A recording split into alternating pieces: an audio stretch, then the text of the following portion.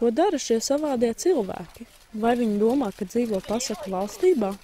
Ar šādu neizpratni sastopas tie, kas spēlē lomu spēles jeb larpu, kā to dēvē viņi paši. Bet vai lomu spēles ir tikai cīnīšanās ar gumijas zobeniem?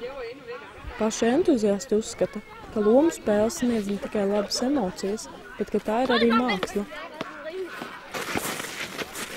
Brīvdabas lomu spēļu saknes meklējums 80. gadu sākumā Anglijā, ASV un Austrālijā, kad galda spēļu varoņus cilvēki sāka spēlēt paši. There's nothing that you cannot play as a role-playing game or as a LARP. Anything that would make a good topic for a film is also a good topic for a role-playing game. Ikgadējā Skandināvu konference Knutepunkt ir nozīmīga spēlētāju tikšanās vieta, bet starplaikā Dānijas lomu spēļu biedrība Eidolon rīkoja biedru tikšanos 2008. gada oktobrī. Bez diskusijām tur tika spēlētas arī lomu spēles un apgūtas prasmes radošajās darbnīcās. Galvenā ideja vienai no darbnīcām bija panākt, lai cīņa izskatās ticama. Role players are often very frightened of their bodies. A lot of role players have, very much brains and are not very conscious about their bodies and how they use them. And when they start doing LARP, it's often very artificial. It's awkward and it looks weird because when people don't want to touch each other, for example, it just doesn't work right.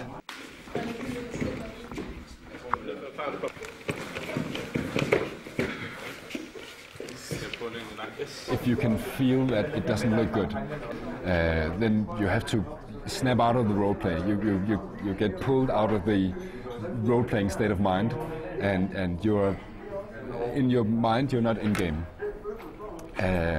and that generates an very annoying break in the play for yourself, but also for the people who look at it, because there will almost always be somebody looking.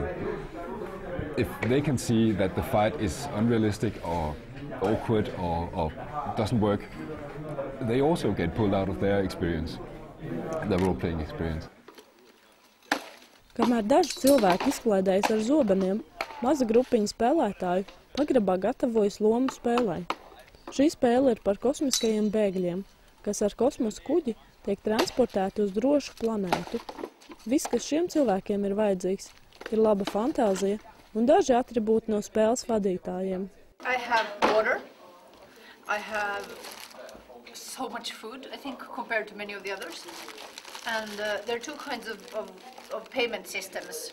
The blue sort of money cards and the red money cards, which just has some specific sum on them, but I have unlimited credit, so I can spend as much as I want. And also this is personal, so nobody can steal this from me. Ar šiem krājumiem Johanna ir gatava doties kosmosā uz 4 stundām.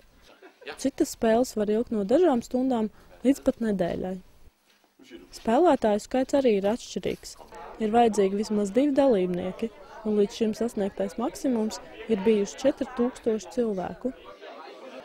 Dažkārt pietiek tikai ar skolas pagrabu, lai varētu iztēloties atrašanos kosmosa kuģī, taču nereti spēļu vadītāji atrod vietu, kas ir tuvāk spēles tēmai, piemēram, viduslaiku pili, fabriku vai viesnīcu. Pirms kosmosa spēles sākuma spēlētāji iepazīstas viens ar otru. Šajā konkrētajā spēlē dalībniekiem jāmāk attēlot arī simbolisku seksuālu uzvedību.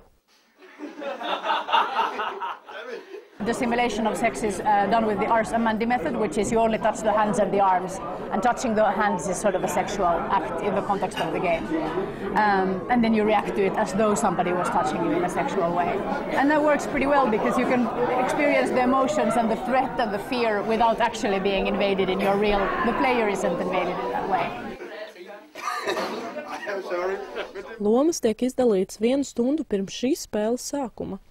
Spēlētājiem ir jāpaļaujas tikai uz savu iztēli un ātri jāiejūtas lomā.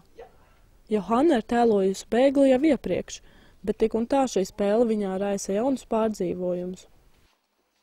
I can't read news about refugees in the same way anymore, because of course I haven't experienced it for real, but I have experienced more than I would have if I hadn't done the game. What you can use the live action role play, or all kind of role plays, is actually to investigate your own boundaries. When is this too much for me? What is it that I really want? And often you can't know what you want if you don't try it. You have to try it out. If you're a strong personality, you can use it for personality development. Lai piešķirtu kosmosa tēliem personību, tiek izdalīti daži atribūti. Ir nepieciešama neliela pārģērbšanās, lai radītu atšķirību starp dažādu planētu iedzīvotājiem.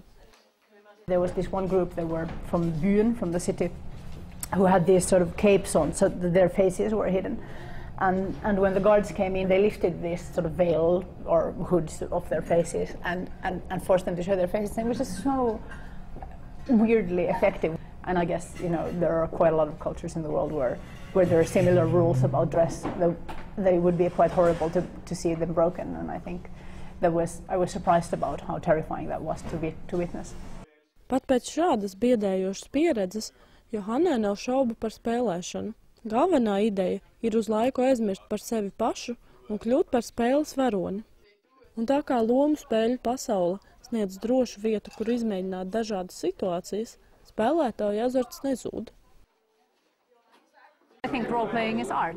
I don't think I'm going to quit, and I don't think most of the people here aren't going to quit either. This is a ludic society, a game society. The world is going in a direction where we more and more think of reality in terms of a game. And I think that it's an environment that people who are role-players feel very comfortable in, and role-playing gives you many good skills, just practical skills as well, to deal with the world and to understand the complexities of the world. There are some traits that you can explore and you can try out in role play, and that you can use also in real life. I mean, all these archetypes, all these roles, they are like inner pictures we have. They're not it's not the only fiction. It's also a part of reality. The limit between reality and fiction is not sharp anymore. And this is exactly what is happening, I think, in live-action role-play. That you also, it's a way of trying to make reality and fiction meet again. Vieta, kur satiekas realitāte un fikcija, ir Osterskuvas skola Ziemeļdānijā.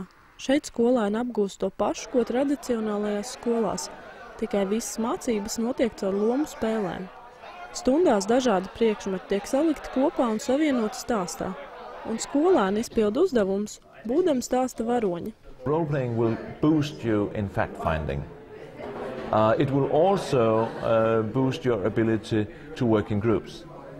Because in role-playing you work in groups for a goal, not to satisfy the teacher, not because they say that you have to stay there or you will have detention, but because you will want to reach the goal. Vienu dienu pirms amerikāņi devās vēlēt prezidentu, skolēni spēlēja priekšvēlēšanu spēli, lai uzlabotu angļu valodas un politikas zināšanas. Spēles laikā skolēni, kas tēloja Obamas un Clintonas pārstāvjus, mēģināja pārliecināt citus par labu savam kandidātam. I think we should stop it right now, right here in this country. Abort is about the Christian.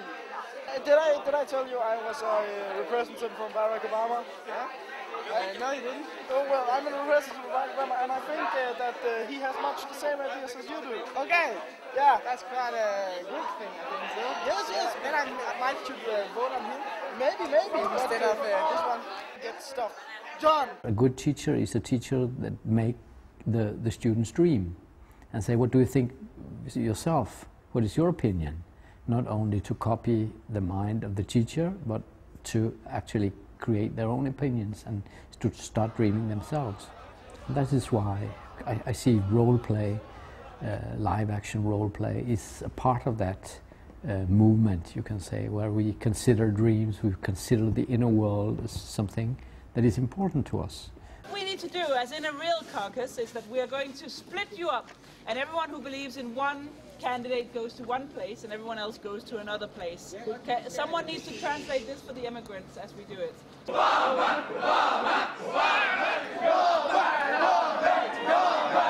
Paralēli lomu spēlēm skolēni gatavo arī jaunus tērpus, jo dažkārt mācību stundās notiek tematiskas lomu spēles ar pārģērbšanos. Ar lomu spēļu metodi skolēni vieglāk apgūst dažādus uzvedības modeļus. The whole point is that it's actually easier to concentrate when you're playing a role than when you're being yourself. Because your role does not have to think about whether that cute girl in the other end of class is actually interested in you. And she probably isn't when she is playing something quite differently, but she may be after classes. Okay, prøv at høre her, gamle mand. Nu skal du kraftedeme se at komme ud af mit hus. Du ryger ned på fucking plejehjemmet igen. Jeg skal ikke ned på noget plejehjem, der tør de mig bag med en svamp. Jeg forstår kraftedeme godt. Så jeg kan godt sige til dig, at det er klart, at du ikke nogensinde vil kunne styre det her land, fordi du kan jo ikke engang styre din egen kone. You can try out actions in role-playing, and when you realize it's wrong, you don't really get punished. Whereas in real life, you usually do get punished. So it's a safe area to try out things. Hey Eric, skal du med til at lave transformer suits af papkasser? Hvad? Ja, helt klart. Danny han kom lige gå med papkasser og tænkte, ej fuck, det lyder... Nej, han søgte boks eller noget. Ja, bokse, bare sådan en hel masse boks at tage på, det skulle da være vildt yber. The school has helped me changing into who I want to be and who I am. The most important thing will be how I will develop myself into being more adult, to be more knowing about how other people react to me in what I say and what I do, and all the friends that I'll get. Because most of us up here, we come from places where we might not have so many friends, and we come up here and it's hugs morning and night and everybody's good friends. Šo skolu atvēra 2006. gadā, un tagad tajā mācās 96 skolēni, kas ir maksimums, ko var uzņemt. Skolēnus un skolotājus vieno interesi par lomu spēlēm arī ārpus skolas. Lai gan Dānijā mācību iestādēm ir brīvmācību metodas izvēle, skolai Osterskuvā ir jācīnās ar kritiku. It doesn't fit with the educational ideas of the traditional system. And that means that even if we try to meet the same standards, we will still be evaluated as being wrong by some teachers, because they will come and say they don't know that expression. And they will not evaluate that they know 100 other things. I think you just have to realize that there is no method that fits everyone. Skeptiskā attieksme pret lomu spēlēm nemazina Dānijas spēlētāju skaitu. Aptuveni 30,000 bērnu, kas ir vecumā līdz 14 gadiem, mēdz spēlēt lomu spēles. Tas ir aptuveni tikpat, ja ar to nodarbotos visi Valmieras iedzīvotāji. Grūti nosakāms ir pieaugušo skaits, bet ir minējumi, ka vismaz 2000 pieaugušo dāņu ir regulāri spēlētāji. Ir pieņēmums, ka pasaule paliek par spēļu sabiedrību, un vairāk cilvēki jūt vajadzību tuvoties fantāzijas pasaulē. Der 15 mil? Værsgo. Tag babyen. Lomu spēles nesniedz tikai prieku par spēlēšanu, bet atkarībā no žanra var mācīt iejūtību un sociālās un praktiskās iemaņas. Tā ir droša vide, kur izmēģināt atšķirīgus uzvedības modeļus. Arī kā mācību metode, lomu spēles ir ieņēmuši savu vietu Dānijas izglītības sistēmā. Iespējams, ka tikai sabiedrības izpratne ir tas, kas trūkst, lai nojauktu stereotipu par dīvainiem ļaudīm, kas spēlējas savā fantāzijas pasaulē.